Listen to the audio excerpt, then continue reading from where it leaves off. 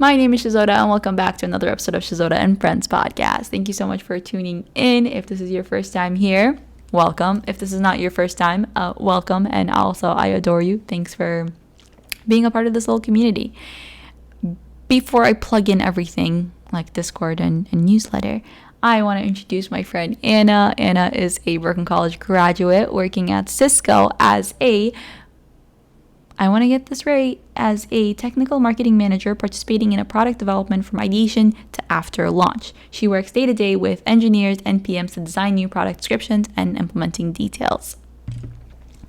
Anna has a very interesting path from coming from Ukraine to America at age 17, going to college, a community college, and then Brooklyn College, doing a boot camp in Ukraine, and also interning at Dubai.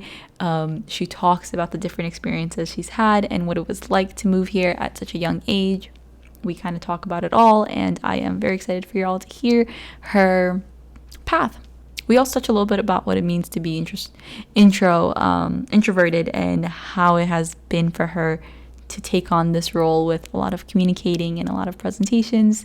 And yeah, I'm excited for you all to hear this. If you haven't already, make sure you join our Discord server. Make sure you subscribe to the newsletter. It will be no more than once a month. And I say no more because sometimes I miss a month. So it's at most you get 1 month, one newsletter, one email a month. And make sure you like, subscribe, comment, and have a wonderful day. Alrighty, Anna, thank you for joining me today. I can't tell you how much I appreciate it. How are you feeling? I'm feeling good, especially after a 3-day weekend. Did you have a good weekend? Yeah, but it didn't last long, like all of those weekends. I need more. It's never enough days. I think for me especially, whenever a weekend is busy, I feel like I need another weekend, like a weekend from a weekend. That's very true. Okay, let's get started on work. You work at Cisco as a technical marketing engineer, and no one really knows what it is. Yes, that is actually my first question for you.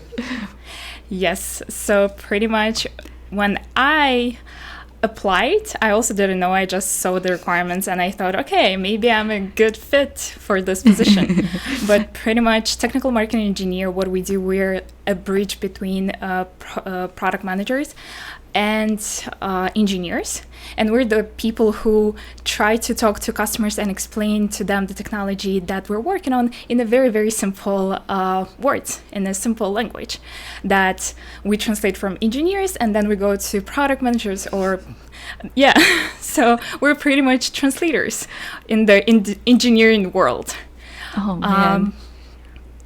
Yeah, it's pretty interesting because we write a lot of documentation, like data sheets and all of the software compatibilities. When it comes to technology, it's never ending and it's always evolving. So we're the ones who, like I said, translators.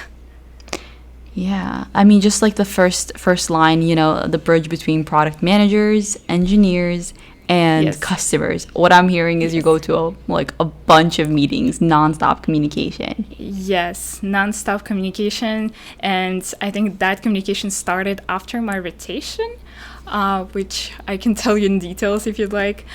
So I went through the rotation a year or so. Yeah. And after rotation, I picked a team and the team picked me. And then I was assigned a technology that I own at this particular moment. And then, yes, I go through a lot of meetings, a lot of execution, a lot of innovation, a lot of brainstorming, and of course, customer meetings, because there's so many escalations that we go through and it's just never ending. Okay, I want to talk about the product you own, but before we do, can we talk a little bit about the rotation? You said it was a year long? Yes. It was about a year or so, maybe a little bit longer. So in Cisco, there are a lot of business units, and I got into the platform teams, which is wireless, routing, and switching. That's like the base platform teams that are in Cisco itself. So our VP at that moment, he wanted us to go through all of those rotations, through all of those teams, to learn the technology. So his point was, if you don't know networking, because Cisco is all about networking, you can learn. Yes, if you have the ability to learn, you will learn. And I think most of us didn't have any networking experience, like none. We knew maybe what is IP address and how to get in and see it on the laptop. That's all we knew. We didn't know anything about routers, switches, especially like wireless. It's like access points, right? Yeah, you know about it, but nothing else. So we went through every single rotation for like 6 months or so and learned about every single technology by doing jump starts. And all of the managers, they prepared like little what is it called, like presentations, no boot camps. Yeah, and we were shadowing their meetings so we can learn more about TMEs in general and what they do. So yeah, that was my first experience, and I went through all 3 rotations, and I picked a routing team, and that's where I'm at right now. How deep did you guys go into each of those topics? Well, there is a certification called CCNA. It's a baseline that you need to get in order for you to understand the networking, and most of the managers, they prepare those bootcamps based on the CCNA examination and certification. And they told us, okay, you need to watch these videos to fully understand. We got devices sent to our houses that we needed to set up, and there were different use cases presented to us, so we can, like, branch office to branch office, like create the whole networking stack and create a communication between both offices. Oh my God, that's so awesome. It was a great experience. Yeah, I was just about to ask, like, how did you enjoy it? I did, but at the beginning, it felt like I was thrown into something unknown. And at that time, they still didn't really have anything set up pretty well. They were just trying. We were their kids who were going through this all together. And they were testing on us how good it's going to be.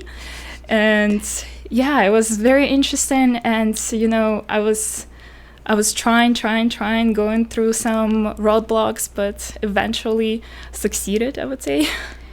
Yeah, you said this boot camp was, or this rotation program, you and your peers were the second or first class to try this? It was the second class. So there was a first class of 5 people, and now we're the second class of 7 people who get hired by Cisco.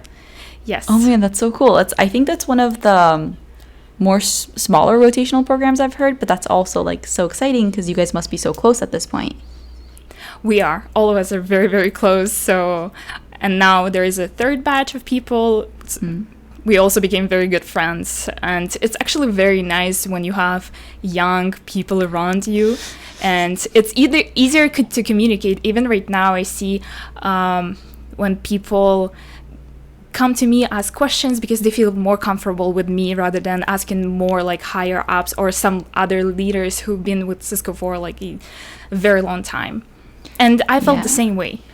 Yeah, I mean, just having like a cohort of students who are at the very least in the same page, also feeling, overwhelmed or, like learning a lot and excited and afraid. Like, I think that's just so powerful. I think all of them should have that. And that's kind of one of my like quarrels with Facebook, because they didn't really have a strong cohort. Yeah, like I was just like by myself trying to like figure it out. But I love that Cisco did it, and it sounds like it was a lot more fun because it wasn't as structured, right? Like everyone's just trying their best to like figure it out. Yes, I think right now it's much more structured than it was before, but still, it's all trials and errors. And we still learned. All of us learned a lot, and we still enjoyed the technology that we learned, and all of us eventually picked the technology that we liked the most. Whenever somebody says networks and all of this, the first thing that comes to mind is like network security / hacking for me. Did you guys get like anywhere in there? So I don't, but routing itself, it has its own security, and Cisco in general is all about security. We need to protect our network, right? So we have different platforms for security, and especially like firewalls. That's probably the first thing that you would set up on your router is the firewall. But then all of the advanced security features come into picture. And I'm not into security. That's not what I own. Yeah. Okay. So how did this bootcamp process like compare to actual school?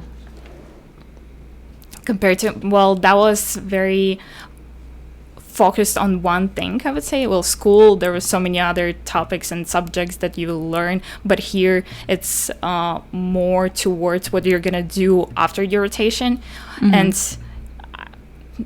believe me or not, but I didn't stop learning because after rotation, there's another things that come into my way and things that I need to pick up on my own. And I think you feel the same way. Yeah, I fully believe you. It's you never stop learning here. Never. Never, ever, ever. So how long have you been in Cisco now and have graduated? This was your first job. Yeah, so I have graduated in December 2019 and started Cisco April 2020. So almost 2 years. Do you feel like you have a good grip of work, and do you feel like I'm like a full professional? Or do you still feel like a junior member of the team? Like, how does it feel? I still feel like a junior. Oh man. I still feel it, but I've been with the team, specifically with this team, for 6 months. Yeah, 6 months. Yeah, I joined this team. So my first rotation was in this team, and I enjoyed it so much because of my manager, and she pushed my limits to the most. Oh, yes. Hey. Yeah. And she really wanted me to join the team, and I was contemplating because I like 2 teams a lot, but eventually I picked this routing, which I don't regret for sure. This was the best decision I've ever made. Okay, tell us about the product now, because this is kind of huge. Yes, the product. So my product is the cellular gateway. We deliver 4G and 5G to adjacent devices. Pretty much those devices connected to the router or any other DHCP compliant device, and then you'll be able to get a high-speed connectivity in terms of 4G or 5G. There are 2 different flavors of that device, and as of right now, I think for people to fully understand what that device does is very complicated because they still think about us as the routing team, and we just say, okay, this is not a router. It doesn't do all of the routing capabilities. So pretty much if we look at the networking stack, there are 7 different layers, and routing lives on layer 3. And we tell, okay, it doesn't do layer 3. It doesn't do firewall. It doesn't do NAT. And it's like, okay, this is only IP pass-through device. It just passes the IP to the device. That's all it does. But it's pretty powerful in terms of the speed and capabilities because it picks up the band from the cellular and it just passes it to the device. And tell us about what it's like to own a product. What does that really mean? A lot of responsibility. Of course, at the beginning, it was, I bet. because you're the product owner and you have to know everything in and out of the product. All of the bugs, all of the issues, all of the best sides of it, right? You need to sell the product. You need to present it in the best way, but sometimes there are bugs. Sometimes there are things that needs to be fixed, but you still need to care about it like it's all your own baby. Pretty much. So I usually defend it if someone else talks bad about it. I'm like, wait. This is actually a good product. Oh no. This is actually a very good one.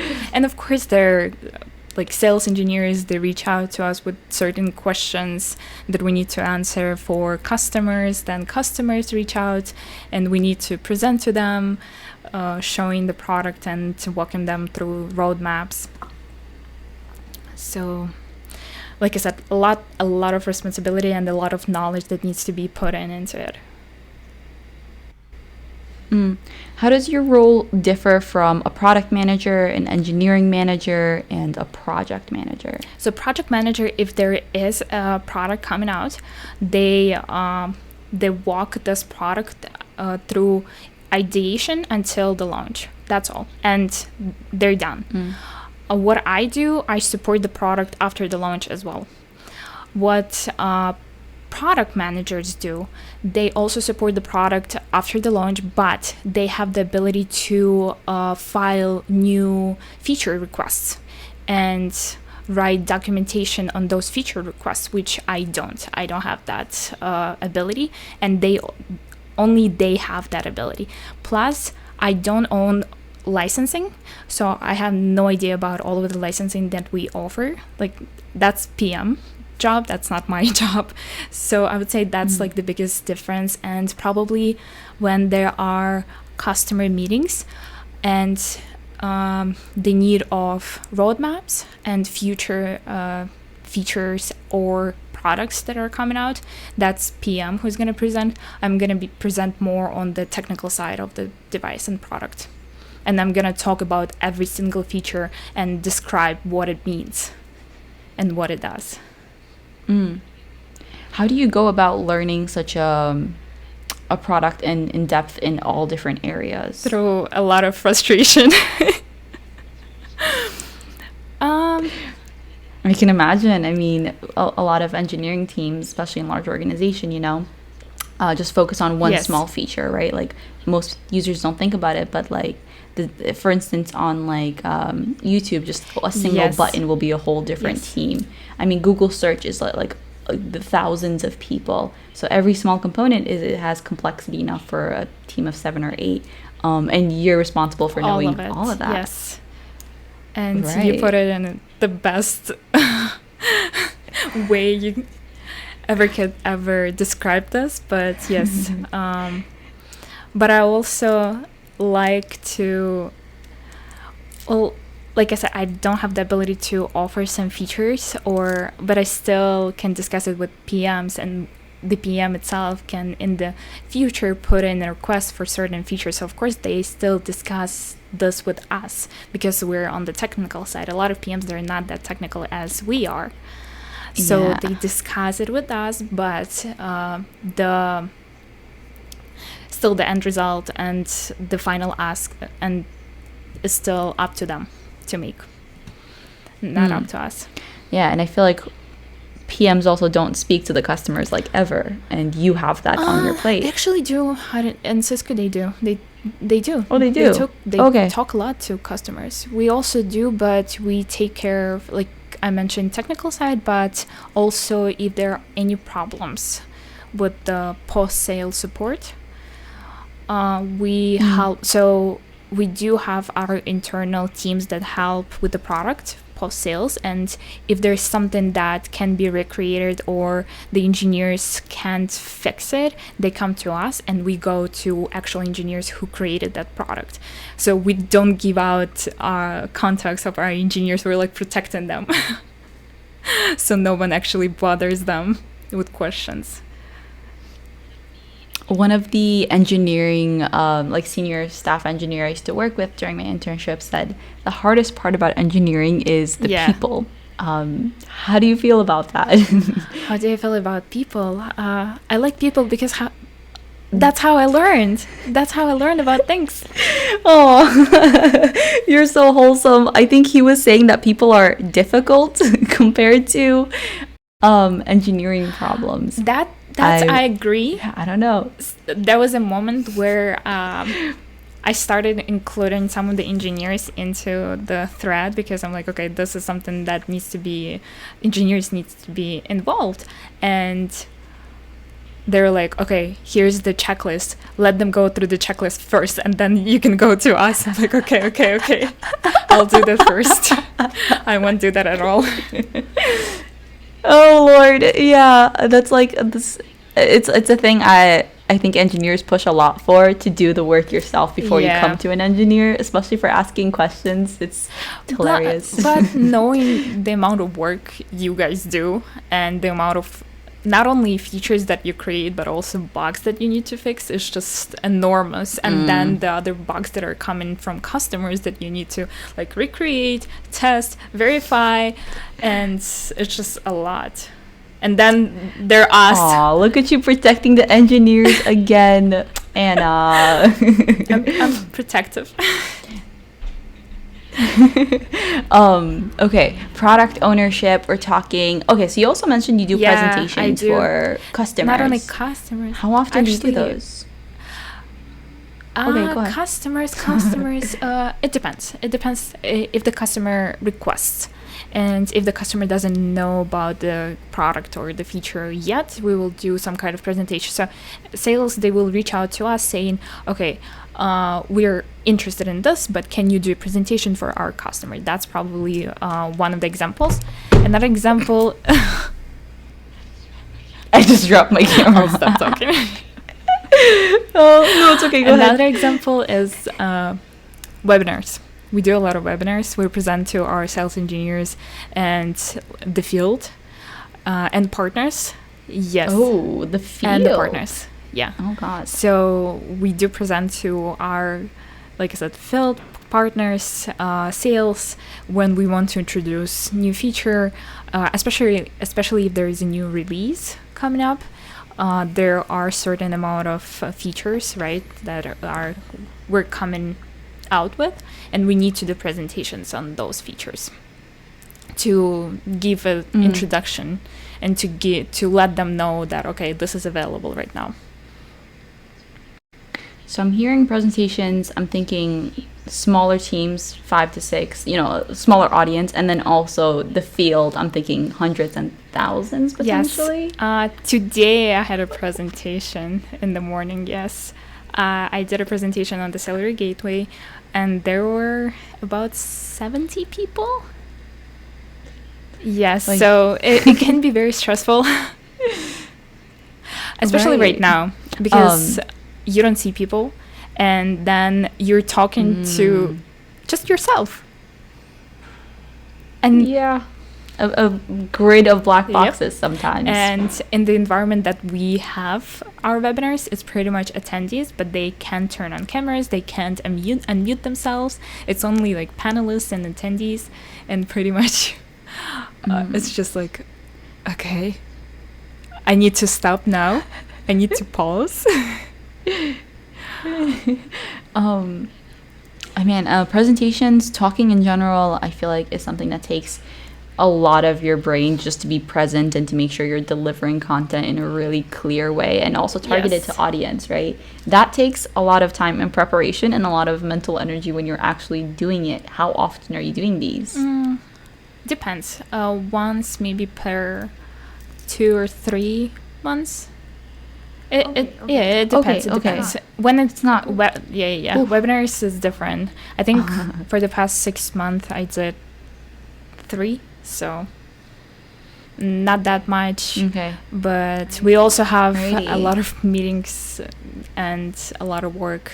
And like you said, it takes a lot of time to prepare for the webinars, and especially mentally prepare, and some courage that you need to have in yourself to just go and speak up. Yeah, the confidence, the courage, and a little bit of faith that nothing goes wrong, especially if you're doing any sort of demos. I was doing demo today. How did your presentation go today? It went pretty well. I was super nervous about the device not getting like onboarded to one of our controllers, but it did get on. Yeah. I was like, I was like praying on it. Okay, all good. Checkpoint, all done. And then it just takes time for it to render some data. So that's something that I wasn't able to show to attendees, but I was like, in some time it would populate the data on this on the screen, on this dashboard, and you will be able to see the signal strength. I tried my best. now I'm feeling extra grateful because this is your second presentation / talk of the day. Kinda. Yeah, first one was at 8 a.m. Oh no, 8 a.m. too. It Yes. is almost 7 for the viewers at home. It is. Yeah. You're doing great, by the way. I hope it's not Thank too you. bad. No, it's all good. All good. So, in college, I feel like you were more on the quieter side, and even now you see yourself as an introvert. What is it like now being somebody who's in the crossfire of all these meetings and presentations? What is that like for you? I do like to listen. I still like to listen. It's not always like the main speaker. Yeah, not always the main speaker, but when I have to speak, I do speak, of course, when people ask me, or if I need to bring my value into the meeting, of course I'm going to do it.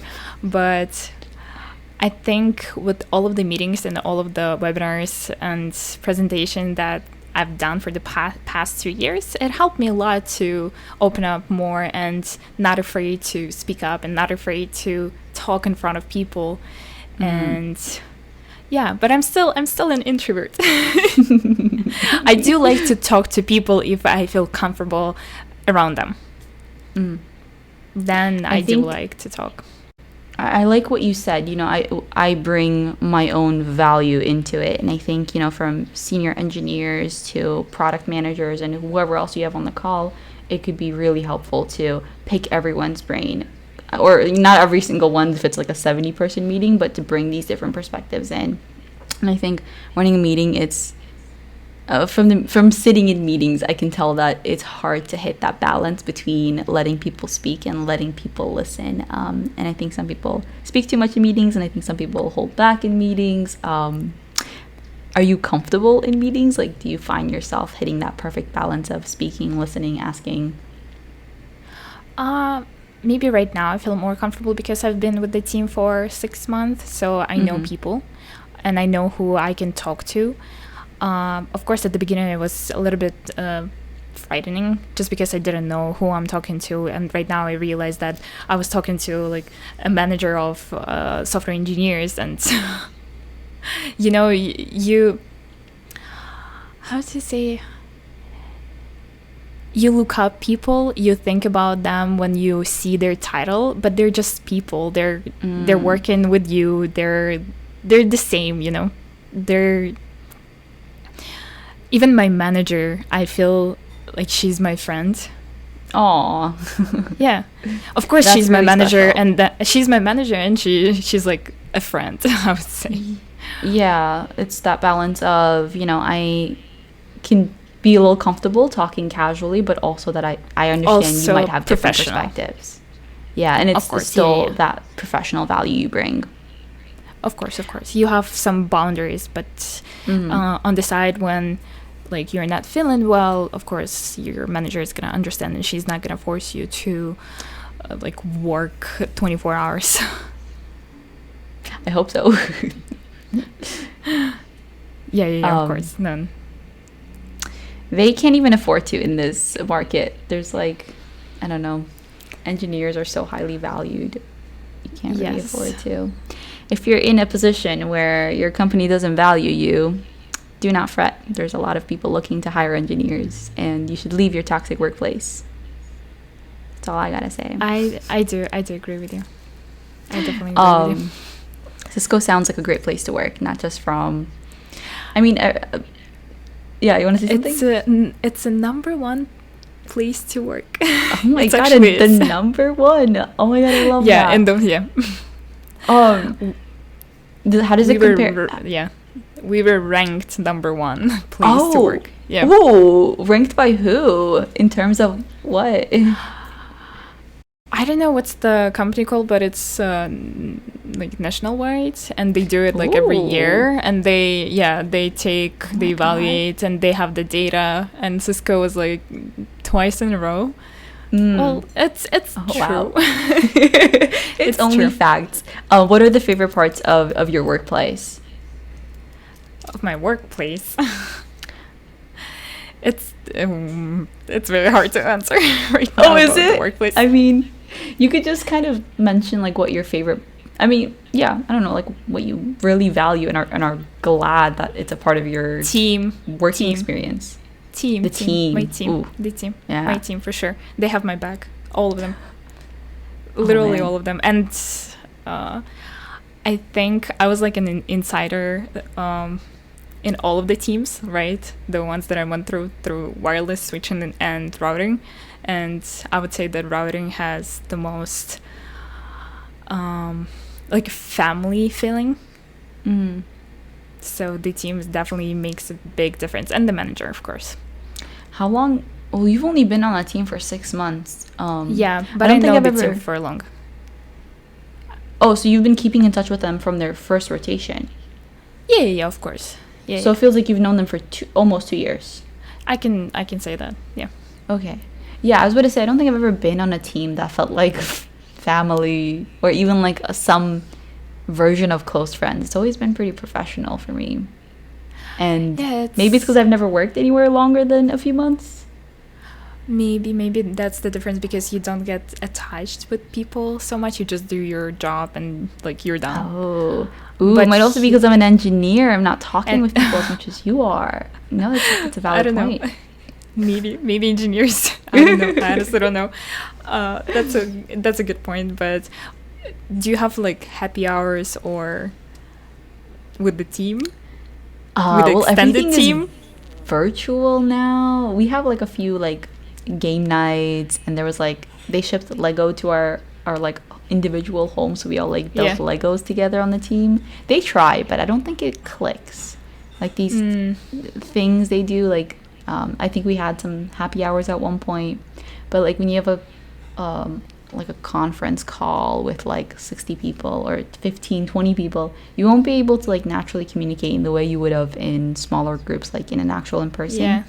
Because only one person can really speak at a time, whereas like if you're in a room full of people, there's a lot of smaller interactions. There's a like almost like a veil of privacy. 2 people speaking won't feel like you're speaking to the whole 60 people on and there's call. always yeah. Sorry, go ahead. It's a little tricky. It's just a little tricky to feel the same. I don't know. You also started during COVID too, so it's interesting. Yeah, same. Well, I joined during COVID, but I had an interview in person. I think maybe that made a big difference. Yeah. Because I saw the people I would work with. Yeah. Yeah, I don't know what it is. I've interned with the team at Facebook/Meta now, and then I returned to them, although it was like an adjacent team, but in the same organization. And our team is very remote, and most workforces now are going to be remote or remote friendly. So it's interesting to see how they're going to bring a sense hybrid. Like bring not even hybrid, but like bring a sense of like community into online groups, especially if everyone is busy working. Like engineers, like you said, are always like either smashing bugs or creating bugs. Like there's no like rest, or building features. But yeah, I think a lot of the engineers are either really focused on their work or just in their real life, like spending time with their family or friends. And I think it's hard to build that interpersonal relationship. Yeah, I mean, we're getting off track here, but I think about that a lot. Like, how important is it to be connected to your teammates, right? Teammates. Because on one side, like, it's people you spend 40 hours a week with, hypothetically. So you should not hate them completely, but obviously you don't have to be best friends with them. And there's that minimum threshold needed to hit like that psychological safety for you to be able to ask questions and to be like, my team's got my back if anything happens, And of course.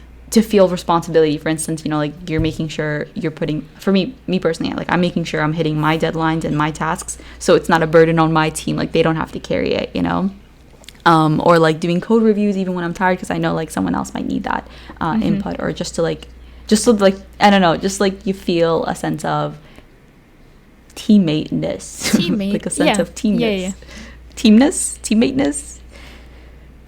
Team? Just team. Feeling team. Feeling team. Okay, I think it's also very interesting that you are an international student, because I didn't know a whole lot. I know for international students it's harder to get an internship, but there's also a lot more rules around it, and it's also almost critical you guys get internships or jobs right after school? I know jobs right after school is also super important, but tell us a little more about what it's like to be an international student. To be an international student, you need to know all about regulations and everything you are going to face during your job search, job hunting, and when you try to find internship, because you need to apply to different programs where USCIS might approve or not approve you. You never know, but you still pay. You still pay money for that, no matter what. You still pay money for what? For applications, for paperwork. Yeah. Oh, so applications for the green card? Not green card. No. So pretty much, if you're still in school, for you to get an internship, you need to apply to certain program, like for postgrad. When you're over with your school, it's called OPT. It's like postgrad studies. So OPT, which you apply for, and of course you need to pay for the application, and then it needs to go through certain approvals, and it's either approved or not approved, which gives you opportunity to work in the United States. For internships, everything that is paid, you need to get an approval. You need to get work authorization in the United States, which makes sense, right? We're not from here. And I think the other complication was that you can only work if you're in school, and if you're taking more than 12 credits, you have to take more than 12 credits per semester. You can only work 20 hours per week. That's all. Not more. You can work less than 20, but not so you're more be than a full-time 20. student and part-time worker. Yeah. Which is pretty hard when you're living in the United States. Yeah. So, yeah. And then for internships, that also a little complicated. I didn't get an internship in the United States, even though I applied. I think I just found out about internships very, very late at school. So it was already, they were looking for sophomore or junior, but I was applying already junior/senior, which was that wasn't a best case scenario. And eventually I went to Dubai to do the internship. You went to Dubai? I went to Dubai to do the internship, as a web developer. Oh, interesting. You actually physically went to a different place. For a summer. Just because, for summer, because I knew that I need this on my resume. I need this in order for me to get a job in the future. So I was trying hard because my aunt, she lives in Dubai and my family is in Ukraine. So it was an option to get something in Ukraine or Dubai. So we were looking at... Did your phone just fall too? Yeah. Once for me, once for you, it happens. Yep. Okay. Oh, wow. I didn't even know about that. That's huge. Yes. So, but that was at the point where I was frustrated, and like I said, I needed to get an internship because it's very essential in the future for you to get a job. And I was working as a web developer at the media company. And this was right after your junior year? So right before the last summer you had? It was like junior/senior. Okay, so between junior and senior. And you had to go all the way to Dubai. And you had to fill those extra paperworks and... For Dubai, no.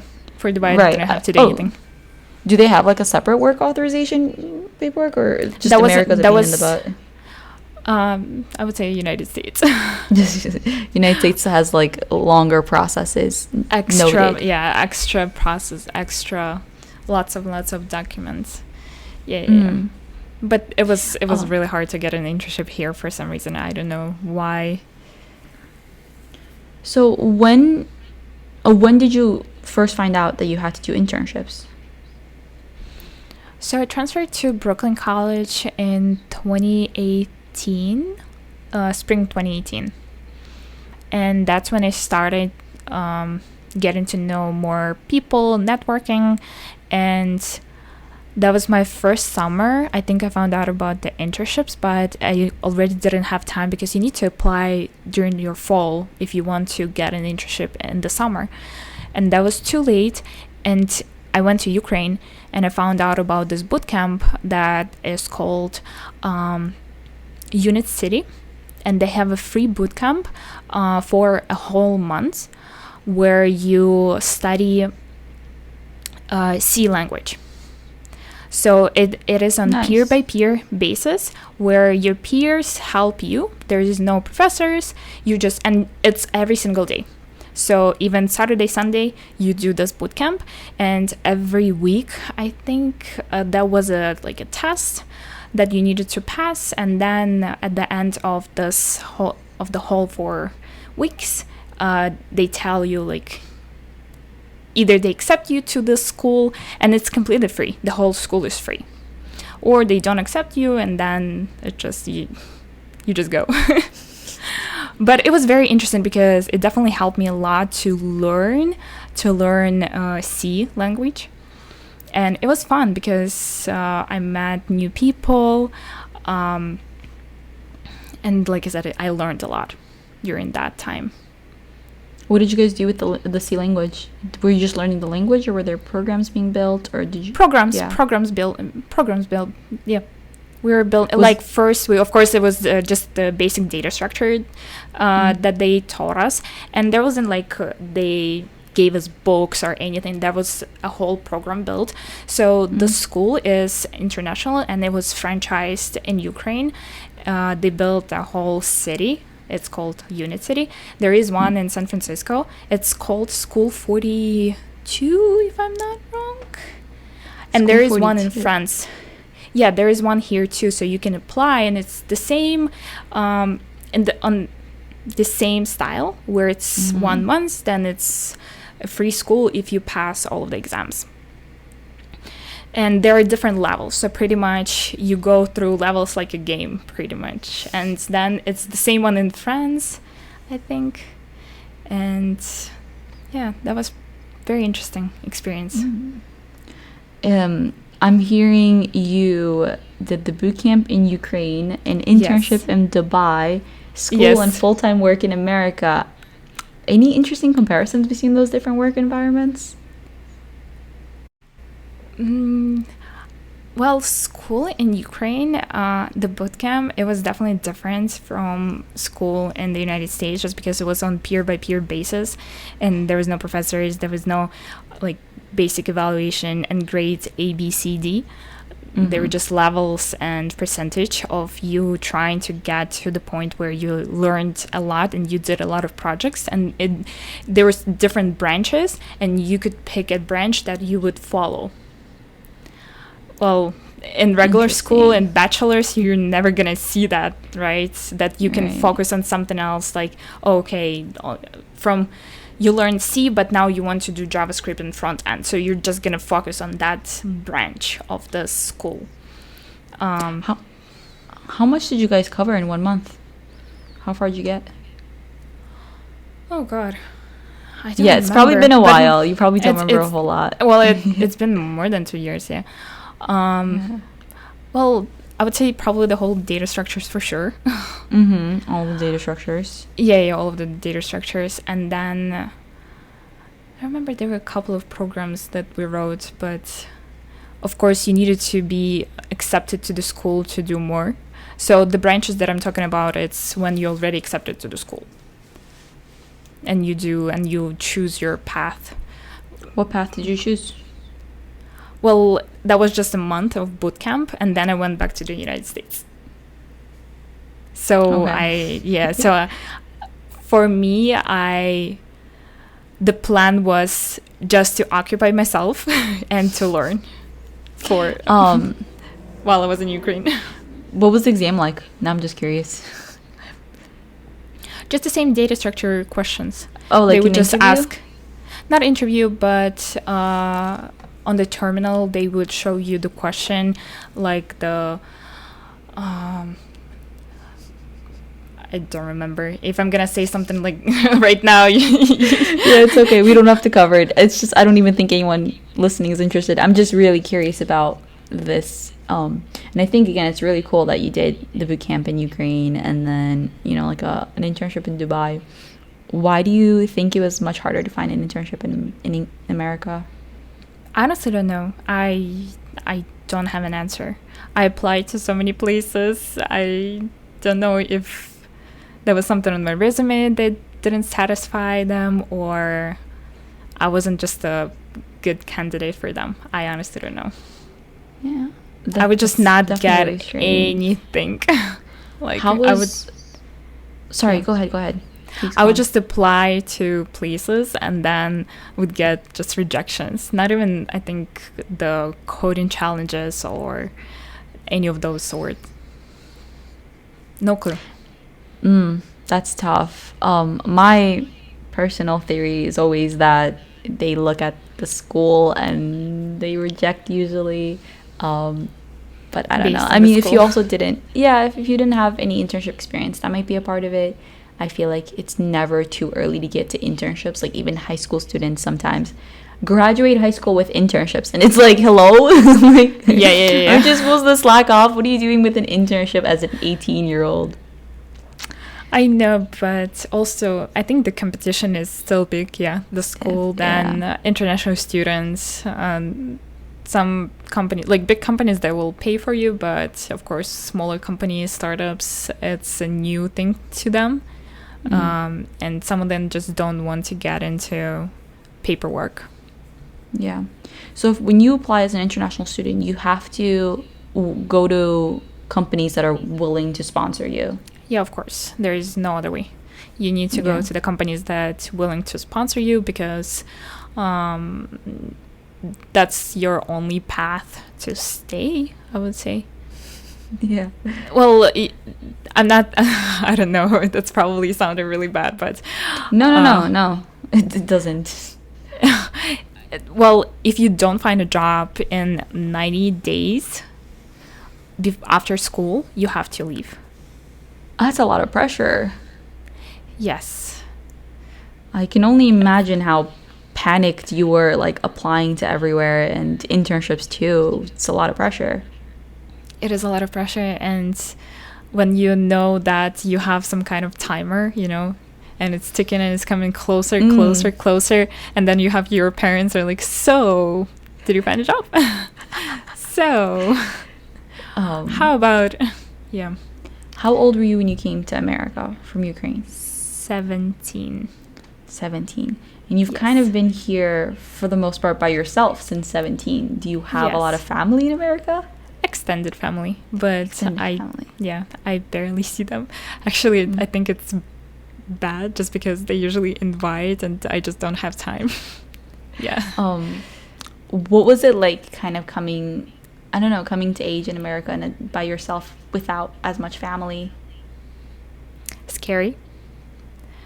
Extremely scary, because all of my friends, I think family, of course, plays a big role in this, but friends also play a very big role, especially when all of them are in schools, like went to the university together, they're hanging out together, and you're in the United States by yourself.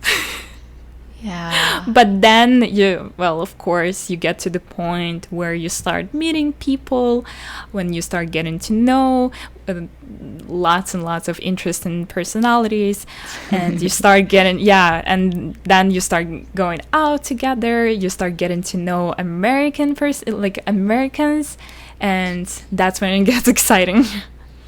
Yeah, you just need to live. Yeah, go ahead. I was going to say, for me, there was a bit of a culture shock, and it took a while for me to be able to socialize with Americans, just like understand the social norms and stuff. And honestly, I feel like I still mess up sometimes where I'm like, oh yeah, people don't do that here. Like that's not, that's not like a normal thing to say or do. Was there like that little bit of a friction? Oh yeah, for you of course. Too? Oh yeah, of course. There's always this little friction. But it's just, you brace yourself. And maybe sometimes you just agree with people if they say something, or you know there is some boundaries. You know what to say and what not to say. I don't think I always did, to be honest. For me, I don't know, it didn't come naturally, the whole socializing aspect. Really? Even right now? I mean, now it's a little easier, but I think still sometimes I'll trip up, especially if I'm comfortable with someone. I'll just, I don't know, like I was hanging out with a friend yesterday, and I just don't make sense when I'm comfortable with people. Like, no vocabulary, no sentence structure. I have to like tell myself to pace myself. If I get excited or too comfortable with someone, I'll just start freaking just rolling over my words and essentially just like really just speeding through my words, and sometimes they don't even make sense. It's another like really weird thing about communication for me is I don't actually think in words.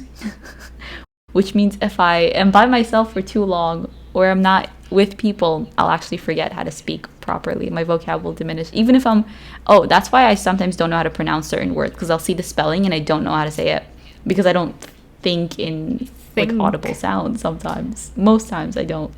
Unless I'm having like, a conversation. I've never heard someone to say that. Like, that's very interesting. I think most people don't think about it. Do you think in words or like big concepts and theoretical ideas? Concepts and theoretical. Oh my yeah, god. Like, are you constantly talking to yourself in your head? You need to do this, I need to do this, here's what I'm gonna do. What do you think is a better idea? Like, see? No, not so much. No. Yeah. It's something you have to like think about in months and just see like when you're by yourself. Are you thinking in words or sounds? Like, or concepts? For me, usually it's not words.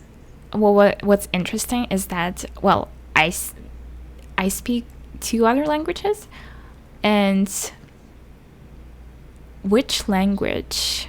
Do you think in? Yeah. Sometimes I question myself. Which language am I thinking in? English? Well, not well, I do speak Ukrainian, but I don't think in Ukrainian. It's either Russian or English. And I don't know. I know for me, like if I'm having trouble thinking of an English word, I'll think of like the Tajik equivalent, like the Farsi equivalent. Yeah. Sometimes I'll even like think of the Spanish word, which I know very little, high school Spanish, and if I can't think of the English word or the Tajik word, the Spanish word will come to me, which is ridiculous. Wait, you know Farsi? Tajik is very similar to Farsi. So sometimes sometimes if they're like in that same language, we can kind of understand each other or guess what the other person is saying. That's very interesting. That's amazing. How similar is Ukrainian and Russian? Similar. Very similar. Can you guys understand each other easily? Well, we can since we speak Russian, but Ukrainian. I think it's easier to ask someone who is from Russia and see if they understand Ukrainian. But I think if they live in Ukraine for like a week or so, they're gonna pick it up pretty easily. Of course, there are certain words that don't sound like Russian at all. Mm-hmm. But it's like if I go to Poland, I will probably understand Polish. Just because it's very close. Yeah, it's very close to Ukrainian. Close to Ukrainian. Close. Yeah, I know. I said it. My brain does that too sometimes. I'll just mix 2 words together. I need some tea. Okay, so going back to the concept of coming to a new country by yourself at a younger age, kind of being distant from family and friends, and a bit of like FOMO of, oh my god, my friends are all there, they're having a different experience, I'm here having a different experience. It can be a pretty lonely and isolating feeling. It was pretty lonely and, like you said, isolating. But at the community college, I met my best friend. She's also from Ukraine. Aww. And it was a very interesting story how we found each other.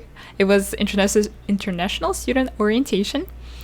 And those sign-ups that you just go to and you sign up, they ask us to sign up our name, our phone number, and our country where we're from.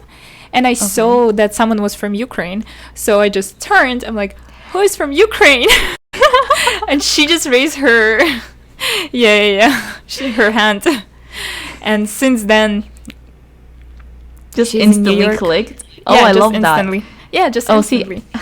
I can't imagine you doing that, Anna. Like, I don't know. I think my Me? idea of who you were is like quieter than you actually are. Now you know. Now I know.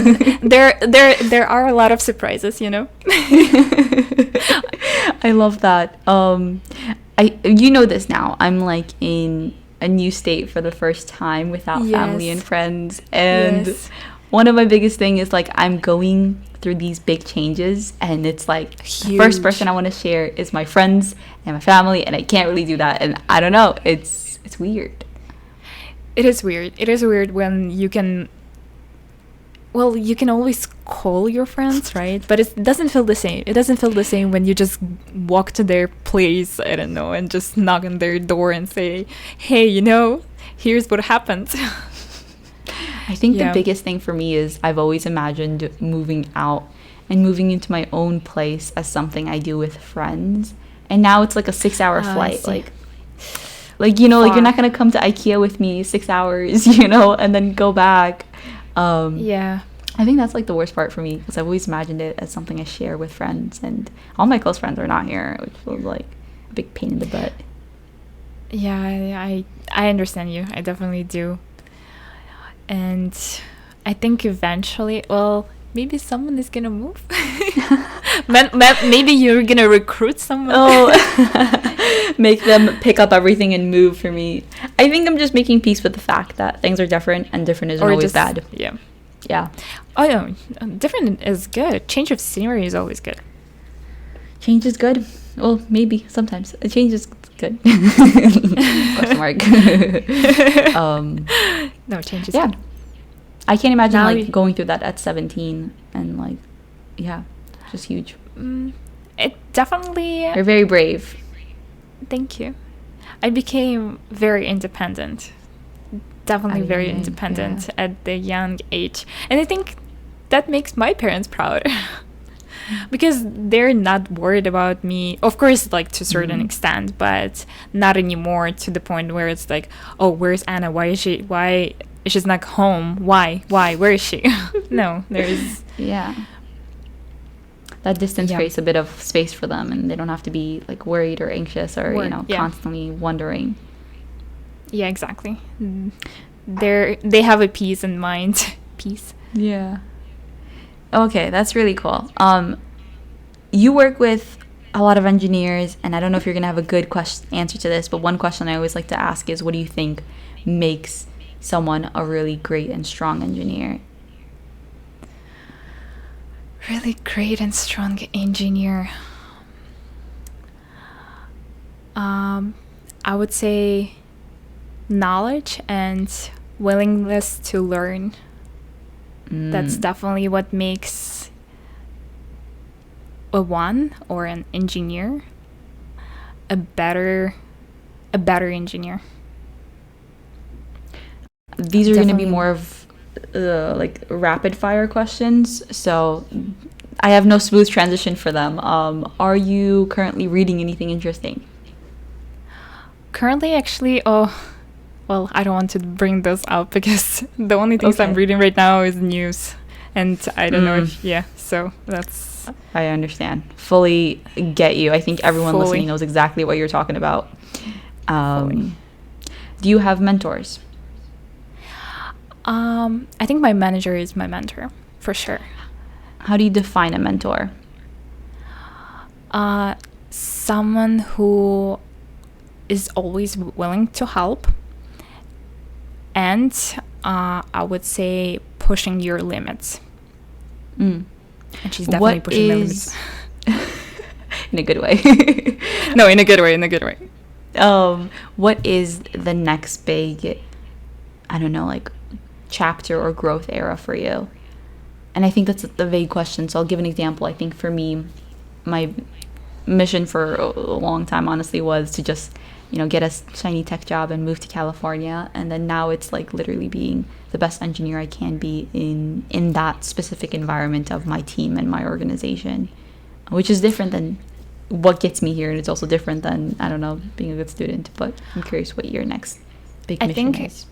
I think as a technical marketing engineer, I still haven't experienced all of the great values of this job, like the job position in general, because I also have to travel. About 25% of my job is traveling, and due to pandemic, I haven't done any of it. Yes. So we have to travel to our customer locations. We have to travel for Cisco Live, which is the huge event we host twice per year. And none of those. None. Okay, I can imagine you being super excited for that and looking forward to it. And probably giving a big shiny presentation one day, maybe? Well, I got selected to present at Cisco Live Las Vegas this year. When is that? June. Ooh. Oh my god, that's exciting. Yes, it's very exciting. So I'm preparing. What is the... Oh, I was going to ask what is the next thing you're excited about, but I think I answered it right now. Yeah, you did answer it. Okay. Do you have any last parting advice for students or people who might be in similar shoes you were? Maybe let's just throw it to the 18-year-old who just is still transitioning to America and, you know, has a lot of things to do for getting to where you are now. I think don't be afraid and keep learning, keep hustling. That's probably the only way you can get to the point where all of us are at this point.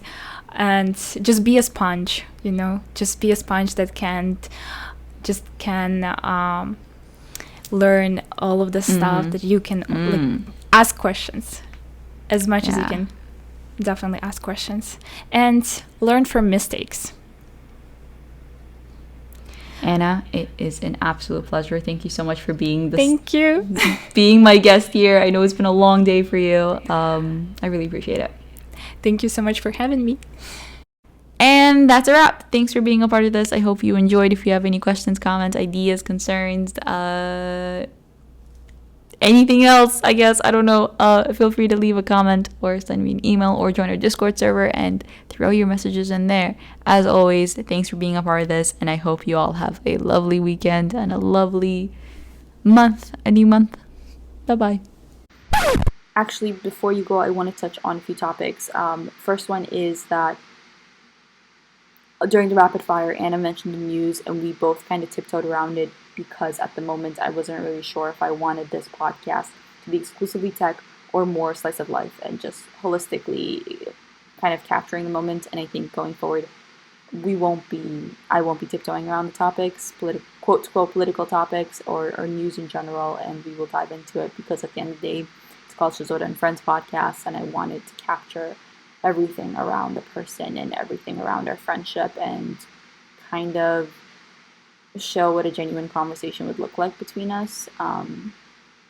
So just heads up, going forward, we might touch on more news or political conversations, and I understand it's not for everyone, but I also hope that you could all trust me and try out this process with me. The second point is that editing these videos and also recording videos is a lot of pressure and work, and it's unnecessary. So going forward, the podcast will be audio only. It's just a matter of when. So if you haven't already, please subscribe to this podcast, Shazota and Friends, on Spotify and Apple Podcasts. And also, happy Black History Month. My apologies for leaving that out during the actual recording.